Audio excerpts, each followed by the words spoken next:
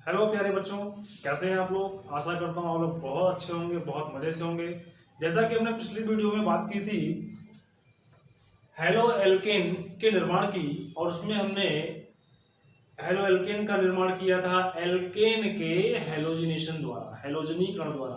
आज हम एल्कीनों पर HX के योग के द्वारा हेलो एल्केन का निर्माण करेंगे। ठीक है।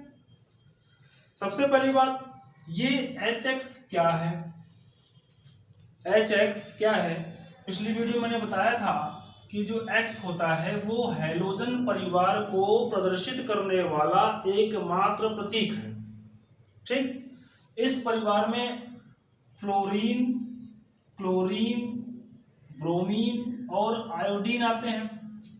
फ्लोरीन, ब्रोमीन, क्लोरीन और आयोडीन आते हैं। तो अगर हम HX, अच्छा इसको बोलते क्या है HX को, इसको बोलते हैं हैलोजन का अम्ल या हैलोजन अम्ल। HX को हैलोजन अम्ल कहते हैं। अगर हम पर्टिकुलर इनका नाम दें, जैसे इन लोगों को हम रखें अलग अलग और फिर इनका नाम दें, तो जैसे मान लीजिए आपका एग्जांपल बनता है HF, तो हाइड्रोजन फ्लोराइड। HCl बनता है हाइड्रोजन क्लोराइड। HBr बनता है हाइड्रोजन ब्रोमाइड। HI बनता है हाइड्रोजन आयोडाइड। तो ये इनके नाम हो गए। क्लियर। अब हम करेंगे क्या, हम एल्कीन उठाएंगे यहां से। क्या लेंगे, एल्कीन। तो सबसे पहले हमें पता होना चाहिए कि एल्कीन क्या होते हैं। तो ऐसे हाइड्रोकार्बन, ये हाइड्रोकार्बन ही तो है, ऐसे हाइड्रोकार्बन जिनमें कार्बन और कार्बन के बीच डबल बॉन्ड या ट्रिपल बॉन्ड उपस्थित हो। अब इसको हम बैलेंस कर लें, मतलब कार्बन की चारों संयोजकताओं को बैलेंस कर लें। हमने बैलेंस कर लिया, दिखा दिया चारों। अब होगा क्या, मैंने इस पर HX का योग कराया, HX का योग कराया। तो योग में ध्यान दीजिएगा, योग का मतलब होता है जुड़ना। मतलब ये पूरा का पूरा इसमें जुड़ेगा, इसमें से कुछ अलग नहीं होगा।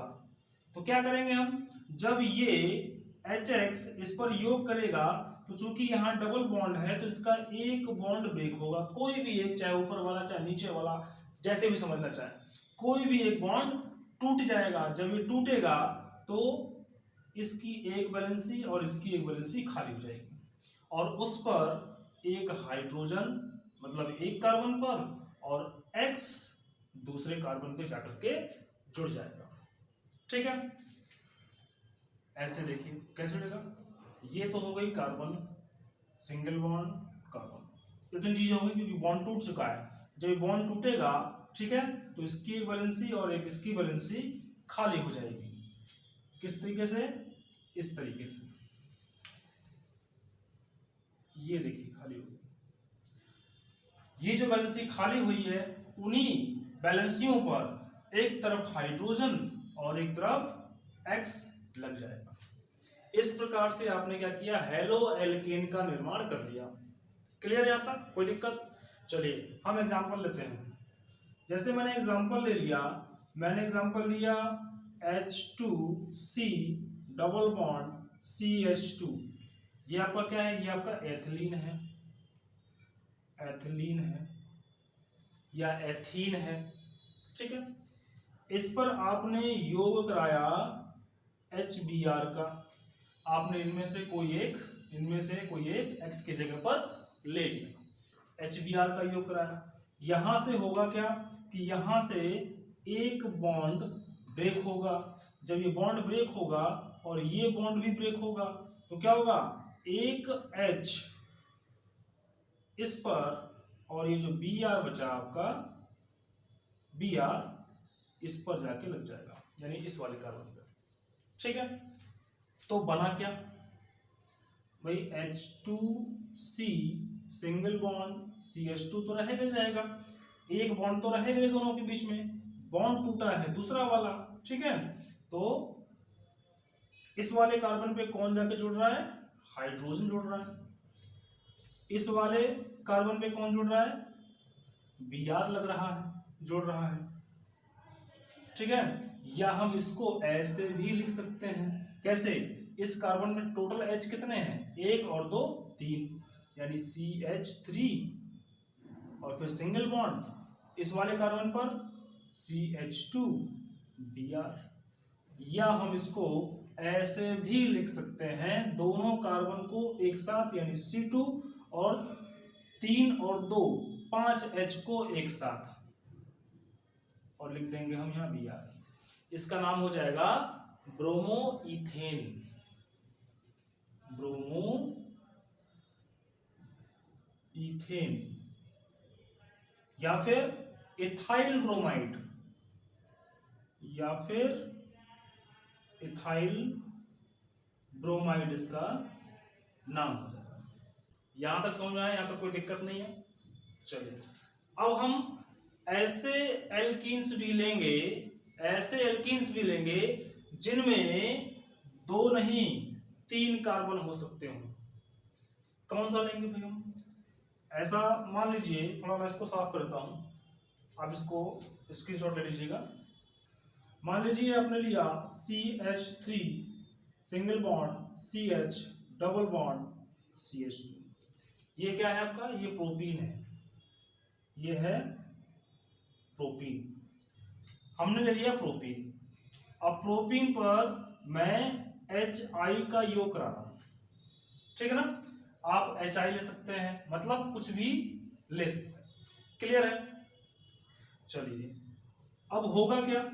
सिंपल, जैसे यहां एक बॉन्ड टूट रहा है, वैसे ही यहां पर भी एक बॉन्ड टूटेगा। कोई बॉन्ड आपने तोड़ दिया और यहां से ये बॉन्ड भी टूटेगा, तो ये H, अब यहां से खेल स्टार्ट हुआ। खेल क्या स्टार्ट हुआ कि देखिए, यहां तो कोई समस्या नहीं है, क्योंकि यहां जो कार्बन है और यहां जो कार्बन है दोनों सेम कंडीशन पे हैं। लेकिन यहां थोड़ी कंडीशन अलग हो गई। कैसे? यहां हम देखें, इस कार्बन पर तो हाइड्रोजन की संख्या है 1, और यहां इस कार्बन पे देखें तो हाइड्रोजन की संख्या है 2। लेकिन मार्कोनिकॉफ भाई साहब ने कहा था, यानी उनके नियम के अनुसार ये है कि जब किसी भी असंतृप्त हाइड्रोकार्बन पर HX प्रकार के अभिकर्मक का योग होता है, तो HX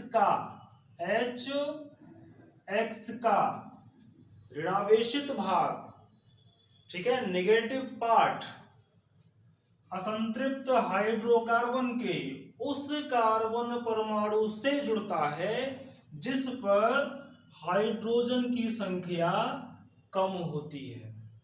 समझ में आया आपको? क्लियर? एक बार फिर से रिपीट करता हूं मैं।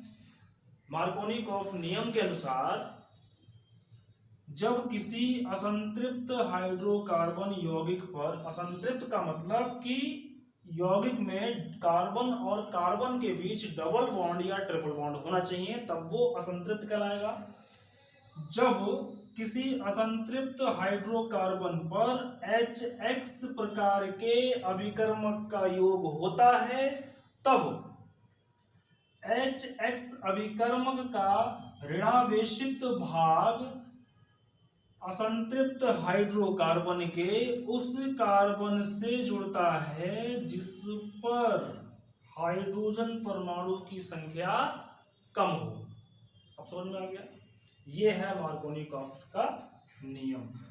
ठीक है, इसको थोड़ा सा आगे बढ़ाता हूं मैं और लिखता हूं मार्कोनिकॉफ नियम से। ठीक है, यहां तक कोई दिक्कत? कोई दिक्कत नहीं। तो मार्कोनिकॉफ के अनुसार क्या बनेगा? वही X जुड़ेगा बीच में, यानी कि बीच में कार्बन पे H की संख्या कम है, यहां पर H की संख्या ज्यादा है, कुछ इस प्रकार से बन जाएगा। तब CH3, ये तो ऐसे रहेगा सिंगल बॉन्ड, फिर CH ऐसे रहेगा। ठीक है, CH पे जुड़ कौन रहा है? देखिए ये जो सांप जैसा दिखाई दे रहा है तीर का निशान, कौन जा रहा है? एक्स, मतलब कौन जा रहा है? आई जा रहा है, आयोडीन जा रहा है इस पर, तो हमने लगा दिया आई। अब इसके बाद चूंकि ये वाला बॉन्ड, जो ये वाला बॉन्ड है ये टूट चुका है, तो बचेगा कौन सा? केवल ये सिंगल बॉन्ड बच रहा है, ये हमने लगा दिया। अब CH2 है हमारे पास, CH2 है हमारे पास, लेकिन जब X यहां से इस H के पास से हट गया तो अब ये वाला H कहां जाके जुड़ेगा? इस कार्बन से, तो क्या बनेगा? H। क्या हम इसको ऐसे भी लिख सकते हैं? CH3 CH नीचे I और इधर CH 2 और 1 3। तो इसको क्या कहेंगे? इसको कहेंगे iso propyl iodide. Isopropyl iodide इसका नाम हो जाएगा। समझ में आया? कोई दिक्कत? लेकिन हमें चाहिए क्या? हमें तो चाहिए नॉर्मल हेलो एल्केन, आइसो वाला ऐसा कुछ भी नहीं चाहिए। तो हम क्या करेंगे? हम इस नियम को, यानी मार्कोनी का जो नियम है, इस नियम को हम बेअसर करना चाहते हैं। बेअसर करेंगे तभी हमें हमारा नॉर्मल एल्केन मिलेगा। तो कैसे करेंगे आप इनकी जगह पर बेंजाइल परऑक्साइड ले लें, बेंजाइल परऑक्साइड ले लें। जब आप बेंजाइल परऑक्साइड लेंगे तो कुछ अभिक्रिया इस प्रकार से होगी, जैसे CH3 CH double bond CH2, यही था। हमने इस पर HI का योग कराया था, HI का योग कराया। हमने क्या लिया? हमने लिया बेंजोइल परऑक्साइड, बेंजोइल परऑक्साइड ले लिया। तो क्या हुआ? मार्कोनिकॉफ नियम के विपरीत काम होगा। मार्कोनिकॉफ के अनुसार क्या था कि नेगेटिव वाला भाग, नेगेटिव भाग उस कार्बन से जुड़ता था जहां पर H की संख्या कम हो। अब यहां उल्टा हो जाएगा, नेगेटिव वाला भाग उस कार्बन से जुड़ेगा, नेगेटिव वाला भाग उस कार्बन से जुड़ेगा जिस पर हाइड्रोजन ज्यादा हो, जिस पर हाइड्रोजन ज्यादा हो। तो ये बचा, ये कहां पहुंचेगा भाई? ये पहुंचेगा इस कार्बन। क्यों? क्योंकि ये बॉन्ड टूट जाएगा। ठीक है ना? तो क्या बना? हम लिखेंगे, देखिए CH3 CH3 सिंगल बॉन्ड ऐसा ही है, यहां पर CH है, CH हो गया। इस पर कौन आके जुड़ा? हाइड्रोजन, यह वाला हमने जोड़ दिया H। अब ये बॉन्ड ब्रेक हो गया तो बचा कौन? केवल ये नीचे वाला बॉन्ड बचा, लिख दिया। फिर CH2 है, CH2 हमने लिख लिया। फिर इस पर कौन जुड़ा? देखिए आप एरो का निशान देखिए कहां जा रहा है? I पर, I हमने यहां जोड़ लिया। इस प्रकार हम इसको लिख सकते हैं ऐसे भी। कैसे? CH3 ऐसे ही रखिए, इस कार्बन पर एक H ये है और एक H ये, कितने H हुए? 2H, CH2, फिर सिंगल बॉन्ड, फिर CH2 CH2, फिर कौन है? I। क्या नाम हुआ इसका? इसका नाम हुआ प्रोपाइल आयोडाइड, प्रोपाइल आयोडाइड। इस प्रकार से हमने क्या किया? नॉर्मल हेलो एल्केन का निर्माण कर दिया, या फिर इसका एक और नाम है आयोडो, आयोडो प्रोपेन। ठीक है? इस तरीके से हमने ये अपना कर लिया। आई होप आपको ये वीडियो बहुत अच्छी लगी होगी, बहुत अच्छे तरीके से मैंने आपको समझाया है।